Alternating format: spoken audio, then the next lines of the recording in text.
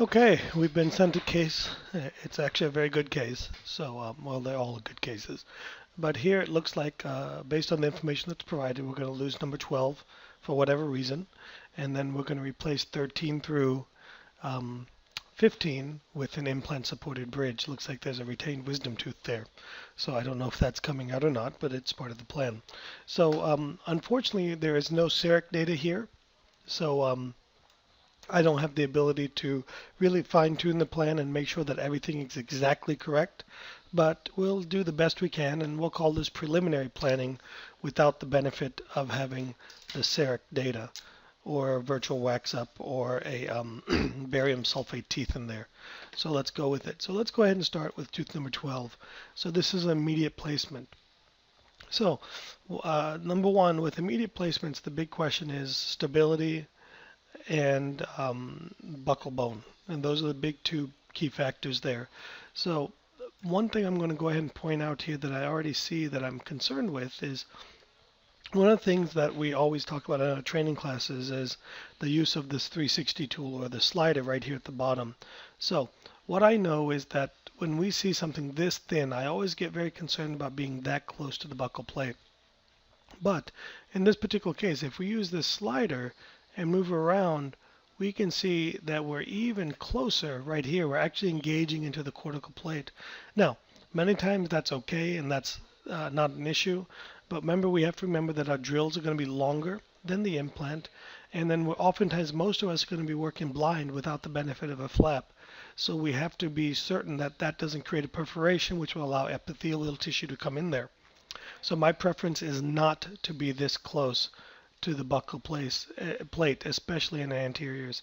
So make sure that we go through all the way around in 360 and see that while right here it looks like we have the space, when we go through we can see that we're getting closer and closer and very thin right there. Next thing we're going to look at is right here in the axial view. Now what we can see here is, let me bring up my drawing tools, and here is the outline of the tooth. It doesn't show up so well in that color, does it? So here is the outline of the existing tooth. We want that implant to exit right through here. So right now we're too distal and we're too buccal. So we need to adjust this. Now the good news in this case is that to adjust the buccal positioning, we're simply going to slide the implant back. Now that's going to kill two birds with one stone. Now we're going to be centered buccal lingually, and we're also going to have more space here on the buccal plate. Now to center the mesiodistal positioning, we're simply going to tilt the implant, and it's also going to kill two birds with one stone, because we can see right here we're too close to this canine, and as we rotate, now we can see how much closer we are to that canine than we should be.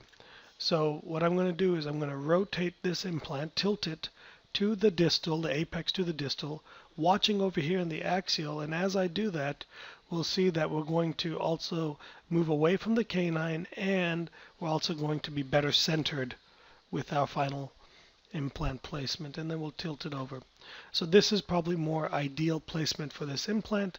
And now if we take a closer look at this, let me get a better view so I can show you what I want to show you here. Now if we take a closer look at this, what we will see here is our bone.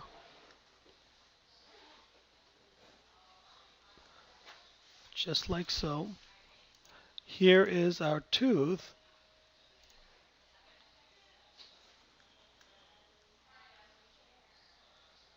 Just like so. And then now we can really see where this implant is engaged into bone. So we have some bone right here that we're engaging to, we have some bone right here we're engaging to, and a little bit of bone right here that we're engaging to. So one of the things that we may want to consider is going with a longer implant so that we get more bone engagement. And then again, when we go with the longer implant, we have to see, are we getting too close to the sinus? And here we can see that we're just avoiding the sinus. Now, if we were to do this implant at this length, at this positioning, I think this would be a very good case for an immediate implant. We'll get plenty of stability. We'll get ideal placement, ideal restorability.